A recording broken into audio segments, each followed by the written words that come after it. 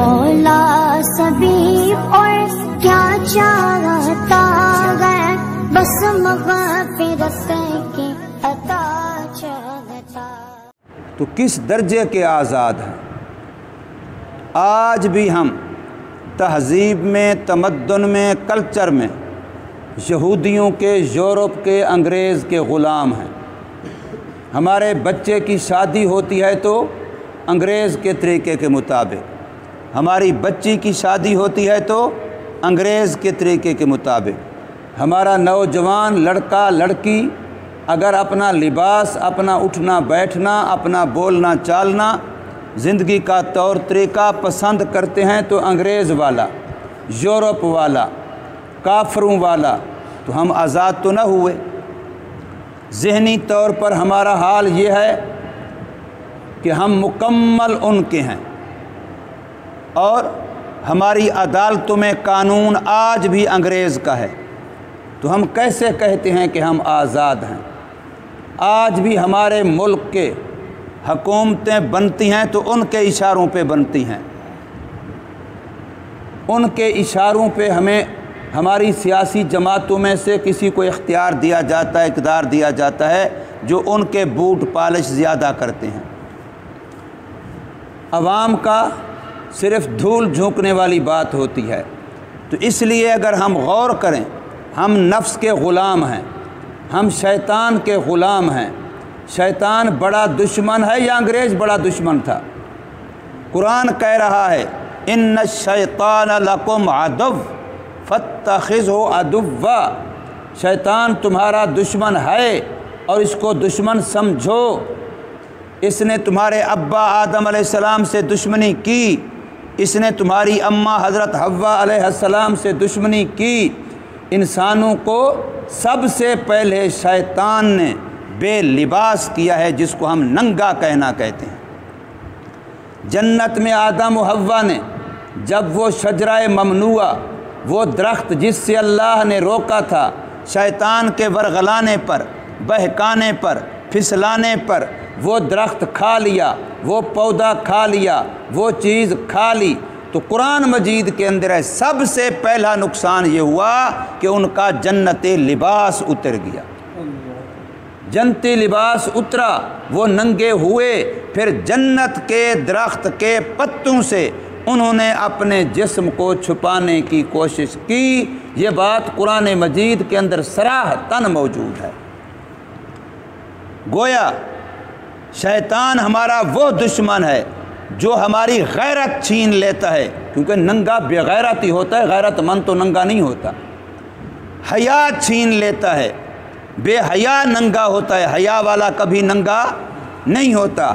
تو ہم اس شیطان کے آج بھی غلام ہیں، جو شیطان ہماری غیرت کا دشمن ہے، جو ہمارے حیا کا دشمن ہے، جو اسلامی تہذیب تمدن کا دشمن ہے۔ انگریز سے آزادی حاصل کر لی، یورپ سے آزادی حاصل کر لی، برطانیہ سے آزادی حاصل کر لی، ہندو سے آزادی حاصل کر لی، لیکن نفس سے بھی آزاد نہ ہوا، شیطان سے بھی آزاد نہ ہوا۔ چھوٹے دشمن سے آزادی حاصل کر لی، بڑے دشمن کا آج بھی غلام ہے، اور یہ مناتا آزادی ہے۔ تو اس کو آزادی مناتے ہوئے شرم نہیں آتی کہ میں بڑے سے آزاد نہیں ہوا، چھوٹے سے آزاد ہوا ہوں، چھوٹا دشمن، اور وہ بھی گورے انگریز سے آزاد ہوا ہوں، کالے انگریز کا میں آج بھی غلام ہوں۔ صرف شکلیں بدلی ہیں، وہ خود گئے ہیں اور اپنے نمائندوں کو دے کے گئے ہیں، مصالحت ہوئی ہے۔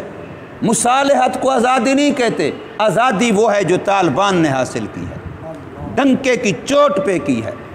آزادی اس کا نام ہے، آزادی اس کا نام نہیں کہ ہم دو آپس میں صلح کر لیں، مصالحت کر لیں، کمپرومائز ہوئی ہے، ان کی شرائط مانی گئی ہیں، وہ اپنی شرائط منوا کے نکلا ہے۔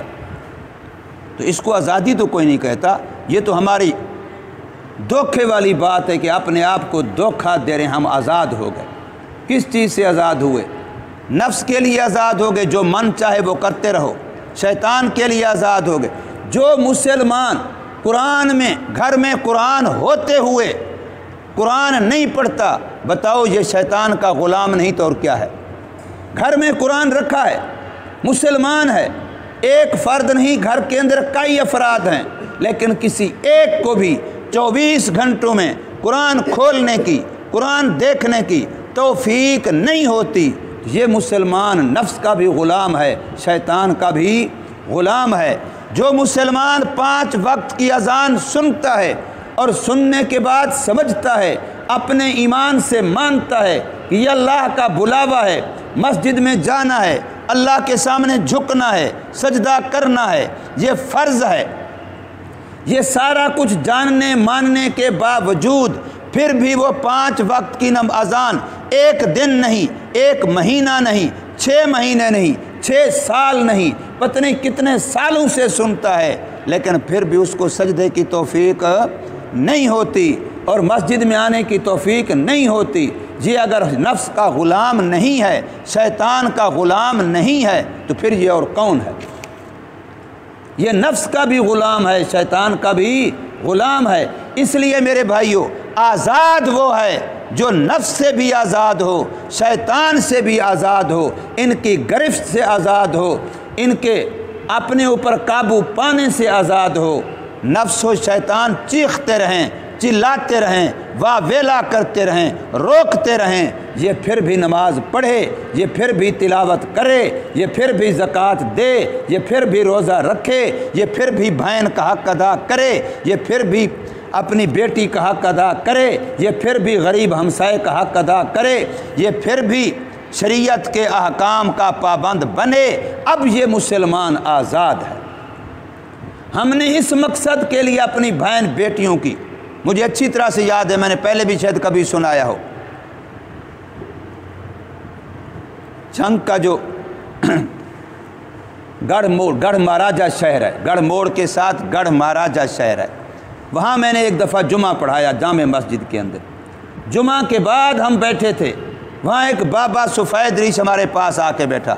اتفاقاً بات میں نے اسی مقصد کے لیے کی جمعہ کے بیان کے اندر کہ آخر ہم نے انگریز کو بھگایا تو کس مقصد کے لیے، ہم نے آزادی حاصل کتنی بڑی ہجرت کی تو کس مقصد کے لیے۔ تو وہ بابا میرے پاس آیا، اس نے کہا میں تمہیں اپنی ذاتی کارگزاری سناتا ہوں کہ ہم انڈیا سے اپنے گھر سے نکلے تھے، 6 بندے تھے، جب ہم یہاں پہنچے تو میں اکیلا پہنچا تھا، 5 راستے میں شہید ہوئے تھے، ہماری نوجوان بہن تھی، ہم 2 بھائی تھے، نہر کے کنارے چلتے ہوئے آ رہے تھے کہ ادھر سکھوں کا گروہ آتا ہوا نظر آیا، ہماری بہن ہمیں کہنے لگی بھائیو مجھے مار دو، یہ مجھے گرفتار کر لیں گے، یہ میری عزت لوٹ لیں گے، تم مجھے اپنے ہاتھ سے مار دو۔ ہمیں ہمت نہ ہوئی، جرأت نہ ہوئی، وہ چیختی رہی، چلاتی رہی، جب انگریز سکھ بہت قریب آ گئے، ہماری آنکھوں کے سامنے ہماری بہن نے نہر میں چھلانگ لگا کے جان دے دی۔ اپنی عزت بچانے کے لیے ہماری آنکھوں کے سامنے ہماری نوجوان بہن نے نہر میں چھلانگ لگا کے اپنی عزت بچائی اور جان دے دی۔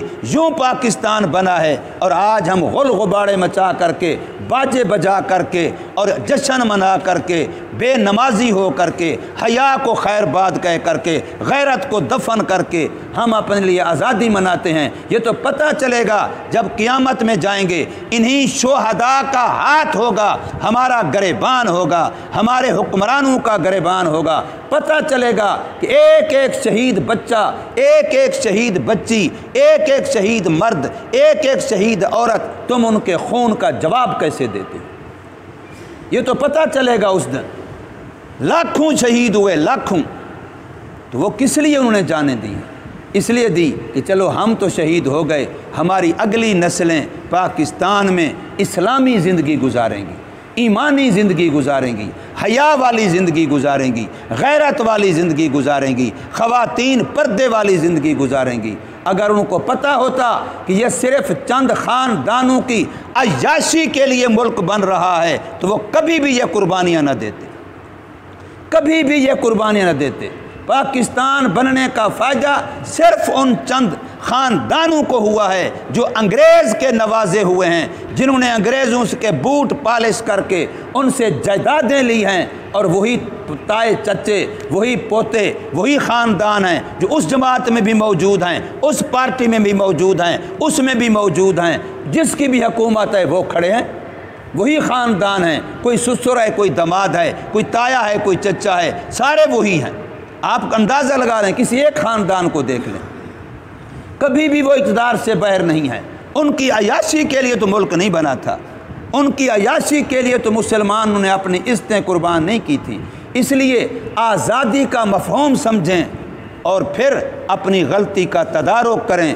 آج ہو سکتا ہے، لیکن اسی انداز سے مر کے قبر میں چلے گئے تو پھر تدارک نہیں ہو سکتا۔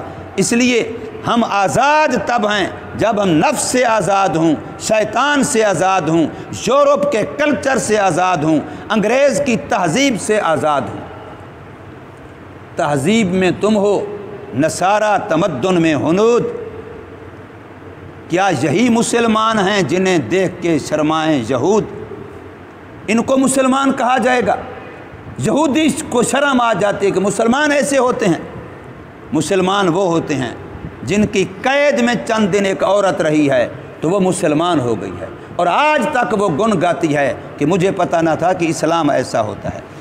مسلمان وہ ہیں جن کی قید میں ایک اسرائیلی صحافی رہا ہے، 6 مہینے کی قید کے بعد آزاد ہو کے گیا ہے، رہا ہو کے گیا ہے۔ آج ان کی سال کے بعد حکومت کا سال گرہ ہو رہی ہے تو وہ آسٹریلیا سے سفر کر کے افغانستان آیا ہوا ہے کہ ان کے اخلاق کی وجہ سے مجھے اسلام ملا ہے، میں اس لیے ان کا شکر ادا کرنے کے لیے آیا۔ یہ اسلام ہے۔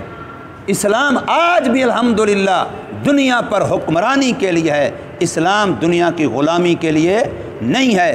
الاسلام یعلو ولا یعلا، اسلام غالب ہونے کے لیے، اسلام مغلوب ہونے کے لیے نہیں۔ ہم نے اسلام کو چھوڑا ہے، اس لیے ہم ہر چیز میں ان کے غلام بنے کھڑے ہیں۔